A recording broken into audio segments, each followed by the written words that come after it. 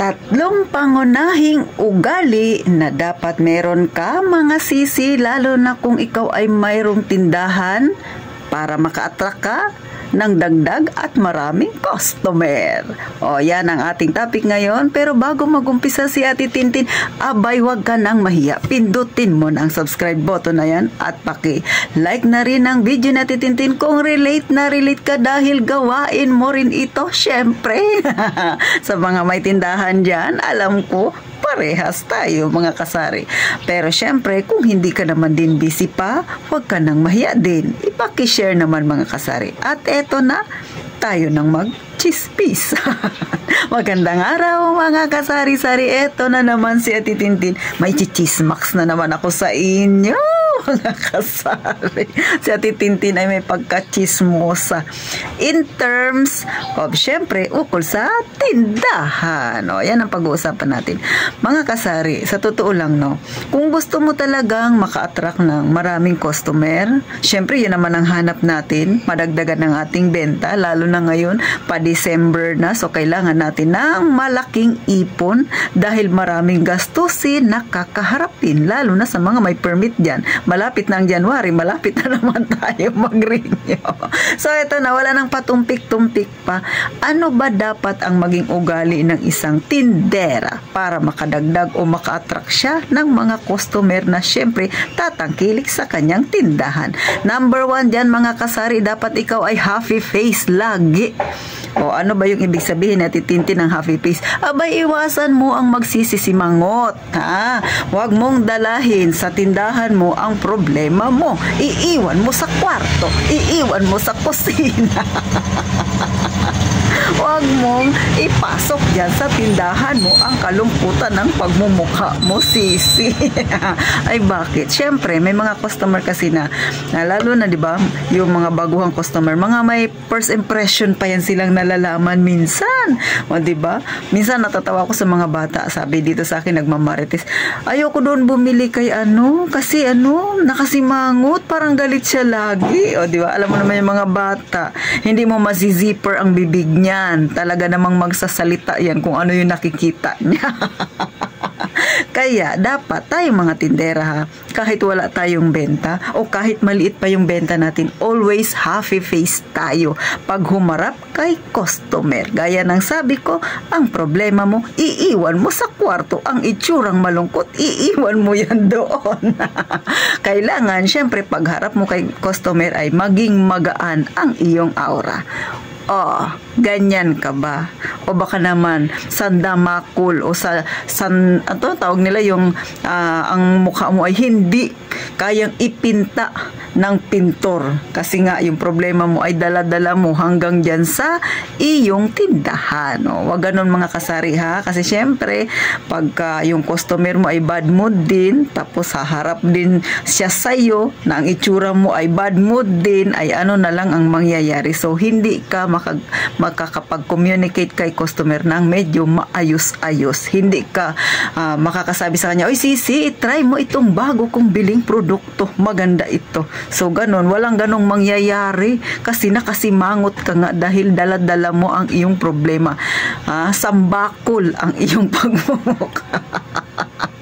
Pero syempre, kanya-kanya naman tayo ng style, mga kasari. Pero mas mainam kung medyo maganda ang iyong aura paghaharap ka kay customer. Syempre, sa number 2, dapat tayo ay may positive na pag-uugali. Hindi yung nakaranas ka lang ng kaunting tumal. Ay, Ate Tin, grabe talaga ka tumal. Kaya mukha ko hindi talaga maitsurahan. Ay, ramdam kita, sisi. Ako hindi isang araw o linggo lang ko naranasan niyang tumal na yan. Buwan ang naranasan ni Ate Tintin, mga kasari. Pero kita niya naman si Ate Tintin, happy lang lagi pag humarap sa inyo. Syempre, yan ang gusto kong sabihin, na kahit ano pang mga problema o pagsubok na dumarating sa atin, lalo na may mga tindahan tayo or negosyo, dapat manatiling positibo para magkaroon tayo ng magandang outcome. Makakapag-isip tayo kung ano pa ba yung ating sunod na gagawin. Ano ba yung pwede nating gawing sideline sa ating tindahan para magkaroon tayo ng extra income. O, yan ang sinasabi na Titintin. O, ngayon, katulad sa akin mga kasari, no? So, ito ay hindi ko in-expect. Dahil si Titintin ay nagluluto ng siomay. So, napag-isipan ko, dahil nagda-diet nga ako, so kung mapapansin ninyo, yung itsura ko ng mga nakaraan ay sobrang laki ng mukha ko. Medyo tumaba talaga ako. So, sabi ko, ako ay mag-diet muna. So, nag-itlog-itlog muna ako. Naglaga ako ng itlog. Pero yung itlog na aking kinakain ay isinasabay ko siya sa siomay. So, minsan, nakalimutan ko yung itlog na laga na dahil naka-steam lang siya, sinabay ko sa siomay, doon sa taas ng siomay. So, hindi ko napansin, hindi ko natanggal. May customer ako ngayon na nagsabi, "Te, binibenta mo ba itong itlog na ito? Nilaga na ba ito?" Napaisip ako, sabi ko sa customer ko, "Bakit kako, gusto mo bang bilhin yan? Kung gusto mong bilhin yan, sige, ibebenta ko yan sa'yo." O, diba? So, mga kasari, lumakas ang benta ni Ate Tintin sa itlog. Bakit? Ngayon ako ay naglalagay na ng itlog, mga 3 piraso. Sinasabay ko siya doon sa siomay, sa steam, sa taas lang. Kasi yung aking steamer ay glass yung takip. So, kitang-kita yung loob. Kahit hindi nila buksan yung nakikita. So, naging dagdag income ko patuloy siya. So, di ba nakakatuwa minsan yung mga hindi mo ine-expect na pwede mong i-sideline, naging sideline ko na. Ngayon, mabinta na yung aking nilagang itlog kasama ng siomay ko. So, nakakatuwa lang mga kasari. Ikaw ba? Ganyan ka rin ba? Meron ka bang ginagawa na hindi mo ina-expect tapos nag-boom, naging okay naman, tuloy yan, nakadagdag ka benta. So, sa akin, naging maganda yung outcome nun kasi nga yung itlog ay bumenta siya, mga kasari. So, dahil wala naman akong, kumbaga yung itlog kasi yung bili ko sa itlog ay 10 pesos, so malalaki talaga siya. So, pag hilaw, ang bintahan ko ay 13 pesos, ang punan ay 10. Pero ngayon, dahil luto, 14 pesos. So, nag-additional lang ako ng 10 pesos kasi, ng piso, kasi nga, syempre, steam lang naman yun. Isinabay ko lang naman din siya dun sa aking siomay. So, diba, bumenta na yung aking itlog. Nagkaroon pa ako ng panibagong tubo kahit pa piso-piso lang. So, nakakatuwa lang siya mga kasari. Kaya nga, syempre, kung positibo lagi ang yung pananaw, nakikita ni customer, magandang yung aura, o ayan, nagkakaroon ng magandang outcome. So, higit sa lahat pang huli, dapat tayo ay masipag. Syempre, ang masipag, classmate yan ng masinop. O, bakit ko ba nasabi? Kapag may bumili sa'yo, sa tindahan mo, katulad niya, nakikita niyo may bungi na, syempre, dapat maglagay ka ng panibago. Mas maganda kasi yun. Katulad sa akin mga kasari, ang aking dilata ay 3 patong, sa likod ay meron pa yan. Pag may nabenta, syempre, hahatak na naman ako ng isang dilata sa likod, ilalagay ko ulit sa harapan kasi FIFO si Ate Tintin para hindi tayo magkaroon ng expiration. Ano ba yung FIFO? First in, first out. So, ganon.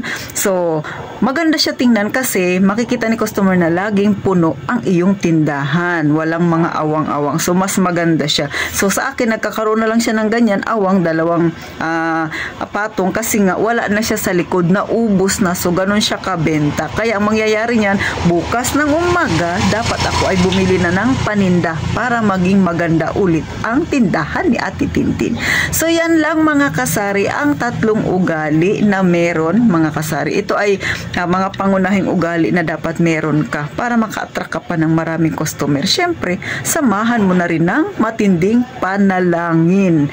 Bakit? Kahit na anong merong ugali ka, kung hindi ka naman nalapit sa may lalang sa atin, ay hindi ka rin pagpapalain. Dapat, maliit man o malaki ang biyayang natatanggap, marunong tayong magpasalamat. So hanggang dito na lang mga kasari. Sana kahit papano ay napangiti kayo ni Ate Tintin sa maikling chismisan natin na ito. At gaya nga ng palagi kong sinasabi, mag-iingat tayong palagi mga kasari.